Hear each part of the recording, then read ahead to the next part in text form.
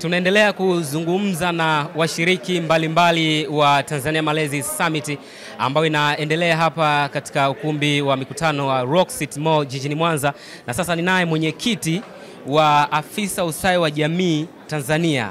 Unaweza kusema maafisa ustawi lakini haina wingi, kwa hiyo ni afisa ustawi.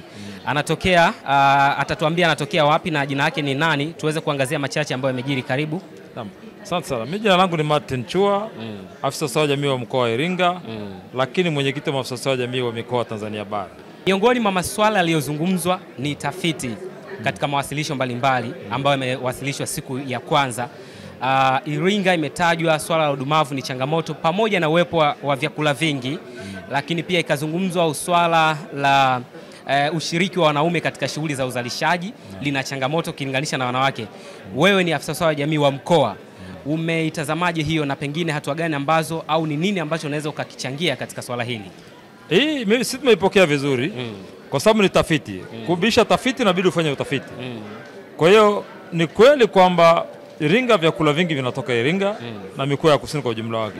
Lakini tatizo la udumavu linaendelea kukua Iringa. Na mojawapo ya tafiti kutoka Ifakara Health Institute imeonyesha kwamba Iringa kwa miaka 30 iliyopita udumavu bado upo, ile hali ya watoto kudumaa bado ipo. Lakini nikwambie tu kweli taarifa hiyo imeonyesha kwamba angalau kwa miaka 30 tumepunguza udumavu kitaifa na hata kimkoa kwa 20%. Hiyo ni jambo la kujivunia. Lakini hatuwezi kujivunia kwa sababu bado udumavu upo na Iringa inaongoza kwenye udumavu.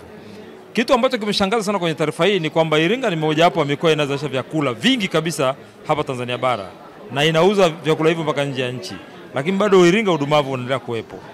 Lakini hapa sababu kubwa iliyotajwa pale ni kwamba ni namna ya maandalizi ya chakula, na hili nataka niseme kabisa ndio sababu kubwa ya udumavu kwa Iringa. Matumizi ya hivi namna kutengeneza kile chakula kilete manufaa kwa watoto. Iringa ni jamii ambayo inapenda kukoboa kila kitu.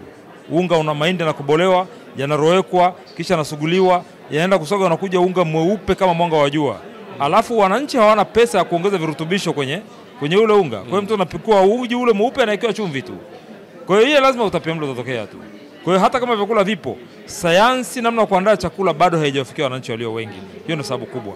Sababu nyingine kubwa ni kwamba wamesema ushiriki wa wanaume kwenye kuzalisha ni mdogo. Kwa hiyo wanawake wengi wako na watoto wadogo, wanalea watoto, lakini wapo kwenye mashamba, wapo kwenye vinyungu, wapo kwenye visho wanafanya kilimo, shughuli za uzalishaji. Kwa hiyo muda kuwalea watoto wao vizuri unapotea kwa sababu wanafanya shughuli za uzalishaji.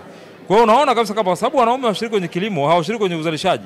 Wanawake wengi wako busy, wako kwenye mashamba, kwenye vinyungu, hawapati muda wa kukaa na watoto wao. Kwa hiyo udumavu unaendelea kuwepo kwa sababu mama hana muda kumtunza yule mtoto vizuri. Na baba pia hashiriki naye. Kwa hiyo hapa nadhani na mimi kama mtaalamu wa ustawi jamii ambao pia ni mkufunzi wa sayansi ya malezi makuzi na maendeleo ya mtoto. Na ndio hilo ningeweza kukuuliza, lakini mpo kule wataalamu. Naam. Mnachukua hatua gani? Tumeshaanza kufundisha jamii nini maana ya malezi. Shida ya jamii ya kule inakuwa ngumu kutuelewa kidogo, lakini watatuelewa taratibu tu.